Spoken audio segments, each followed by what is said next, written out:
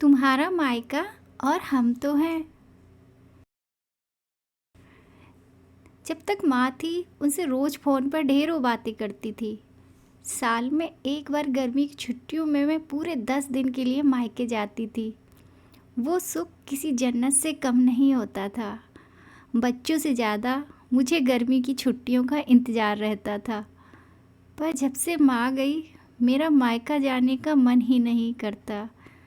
ऐसा लगता जैसे मेरा मायका ही ख़त्म हो गया। एक सूनापन, एक खालीपन सा मेरी ज़िंदगी में भर गया था।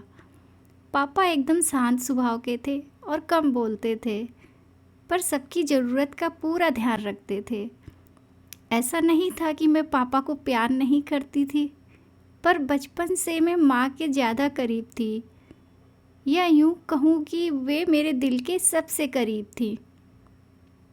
अपने सारे सुख दुख एक सहेली की भांति मैं उनसे साझा करती थी। आज सुबह सुबह पापा का कॉल आया तो उन्हें मना नहीं कर पाई। पापा का दिल रखने के लिए ऋषि से बोलकर अगले ही हफ्ते के टिकट करवा लिए और पहुंच गई मायके। जैसे ही दरवाजे पर पहुंची माँ की याद आ गई। ऐसा लगा जैसे वो अभी बाहर निकलकर मुझे गले लगा लेंगी। सोच के आंखें भर आईं, किंतु आज माँ की जगह पापा बाहें फैलाए मेरा इंतज़ार कर रहे थे। सालों बाद पापा को गले लगा के खूब रोई। पापा ने अपने आंसू छुपाते हुए प्यार से मेरे सर पर हाथ फेरा तो दिल थोड़ा हल्का हो गया।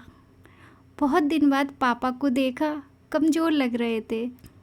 वैसे तो भाई भाभी और पापा सभी मेरा बहुत ध्यान रख रहे थे। बच्चे तो अपने खेल और मस्ती में व्यस्त हो गए थे, पर न जाने क्यों मेरी नज़रें हर पल जैसे माँ को ही ढूंढती रहती थी।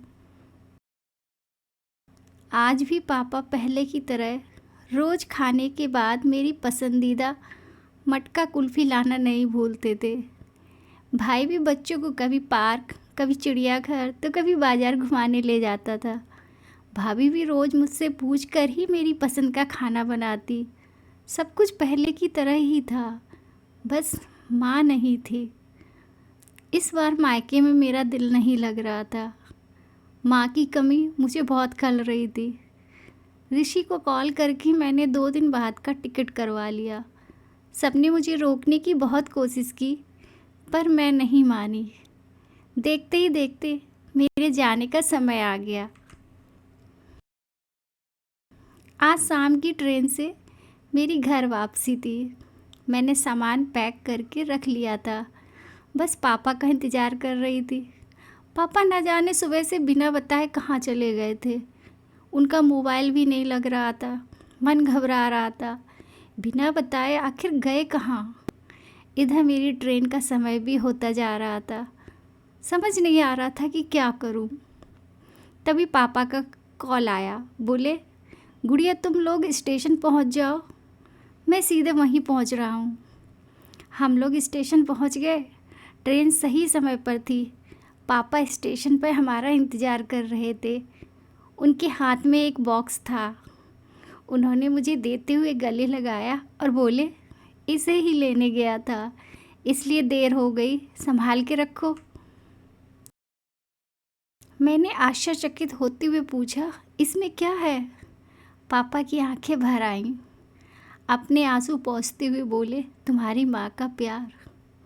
कुछ समझती तभी ट्रेन आ गई। हमें ट्रेन में बैठा के पापा और भाई ने विदा कर दिया। मेरी नज़रों से ओझल होने तक पापा वहीं खड़े हाथ हिलाते रहे। मैं भी एकटक न जाने कब तक बाहर खिड़की से उन लोगों को निहारती रही। तभी बेटे ने आवाज़ दी और मेरे हाथों में एक चिट्ठी थामते हुए कहा, मम्मी, नाना जी ने ये आपके लिए दिया है। मैंने तुरंत चिट्ठी खोली। मेरी प्यारी गुड़िया रानी, सदा खुश रहो। जब तक तुम्हारी माँ थी, तुम्हारी हर छोटी बड़ी बात का ख्याल वही रखती थी। मैं जानता हूँ कि मैं तुम्हारी माँ की जगह तो नहीं ले सकता, पर उनकी कमी की पूर्ति करने की कोशिश तो कर ही सकता हूँ। आज तुम्हारी माँ होती तो हमेशा की तरह अपने हाथों से तुम्हारे लिए बड़ी पापड़ अचार बना के साथ भेजती। माँ के हाथ का तो नहीं, पर उसके स्वाद जैसा सब सामान एक दुकानदार से बनवाने की कोशिश की है। उम्मीद है तुम्हें पसंद आएगा।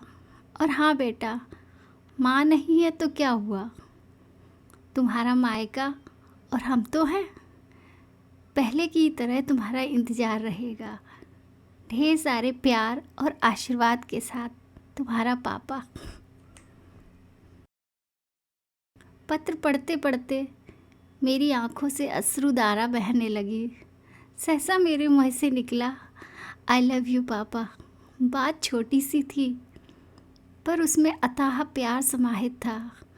ये सिर्फ मैं ही महसूस कर सकती थी। मायके से घर आए 1 महीना बीत गया था। अब पापा से रोज़ एक बार कॉल करके मम्मी की तरह घंटों बातें करती थी। अगर आपको हमारी ये कहानी पसंद आई तो please like, share and subscribe ज़रूर कीजिएगा, ताकि मैं आपको और अच्छी अच्छी कहानियाँ सुना सकूँ।